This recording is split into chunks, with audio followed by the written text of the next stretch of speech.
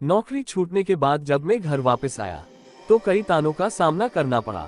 दोबारा से परिवार के माहौल में ढलने में मुश्किल भी हुई, पर सबसे ज्यादा तकलीफ तब हुई जब घर वालों ने मेरे पलंग को ही भेज दिया था।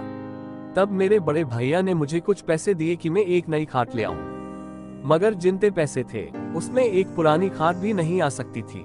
दुकान पर पूछने गया तो वहां भी उतने में कुछ नहीं मिला, पर दुकान के बगल वाले घर से एक आदमी जो लगातार मुझे देखे जा रहा था बाहर निकला और बोला कि मेरे यहाँ पुरानी खाट पड़ी है, सस्ते में दे दूंगा। उसने खाट दिखाई तो वो एकदम सही हालत में थी, नई जैसी ही थी, पर उस आदमी ने ज्यादा पैसे नहीं मांगे। ये देखकर मुझे हैरानी हुई, मगर अपना फायदा होते हुए देख मैंने कुछ नहीं कहा। रात को खाना खाने के बाद मैंने राहत की सांस ली कि अब सोने का तो ठिकाना हुआ कम से कम। थोड़ी देर टहलने के बाद बिस्तर लगाकर मैं सोने चला गया।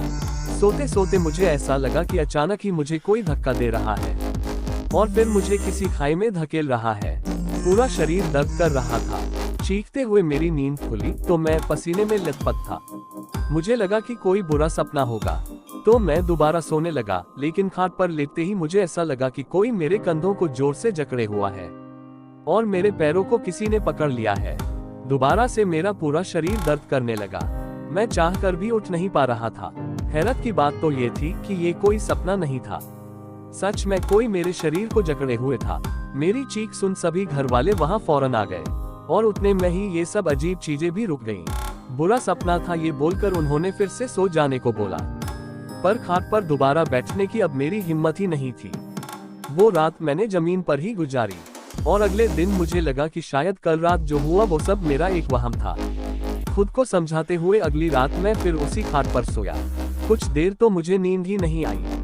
फिर जब कुछ देर तक कोई भी अजीब चीज नहीं हुई तो मेरी आंख लग गई, पर आधी रात में एक बार फिर मुझे लगा कि कोई मेरे शरीर को पीछे की ओर खींच रहा है। मैं आगे बढ़ ही नहीं पा रहा था क्योंकि मेरे पैरों को जैसे किसी ने जंजीरों से बांध रखा था।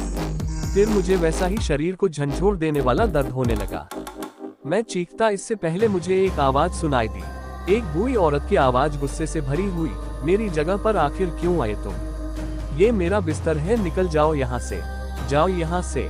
बहुत देर तक ये आवाज मेरे आसपास भटकती ही रही, फिर इतना पास आ गई कि लगा मेरे दिमाग से ही निकल रही हो, न कि बाहर से। शरीर के साथ साथ अब मेरा सर भी फटा जा रहा था। तब अचानक मुझे लगा कि मेरी माँ मुझे बुला रही है। उनकी आवाज से मेरी नींद ही टूट गई। मैं जब उठा तो पसीनों से लथपथ था। मेरी माँ मेरे पास ही खड़ी थी और वो बुरी तरह से घबरा रही थी।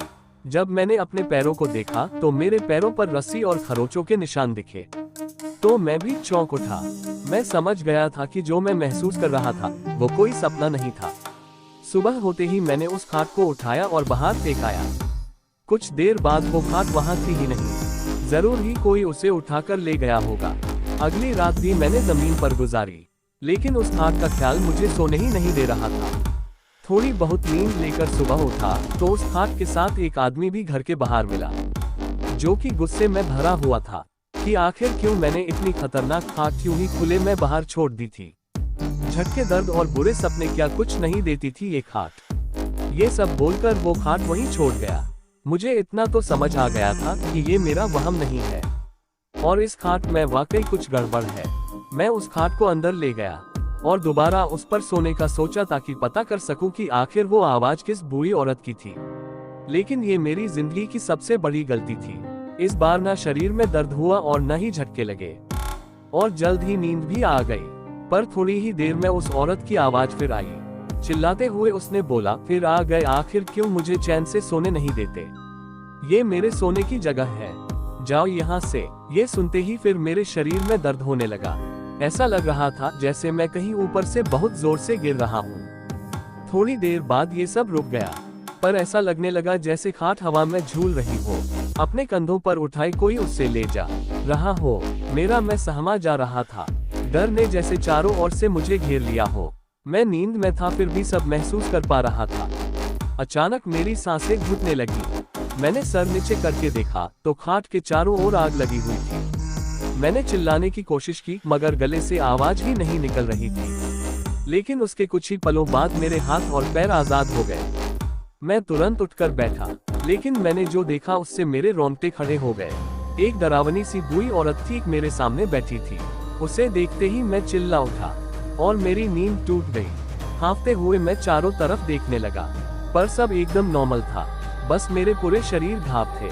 मैं समझ चुका था कि ये किसी बूढ़ी औरत के सोने की जगह थी, जो शायद अब इस दुनिया में नहीं है, लेकिन फिर भी उसे यही सोना पसंद है। अगली सुबह मैं दोबारा उस खाट को उसी आदमी को दे आया जिससे इसे खरीदा था। उसे इन सब चीजों के बारे में बताया तो ये मालूम हुआ कि उसकी माँ ने कुछ ही दिन पहले इस खाट पर दम तोड़ा था। उसके बाद से वो खाट उसने अपने कमरे में ही खाली पड़ी रहने दी, ताकि उसकी माँ अब चैन से सो सके।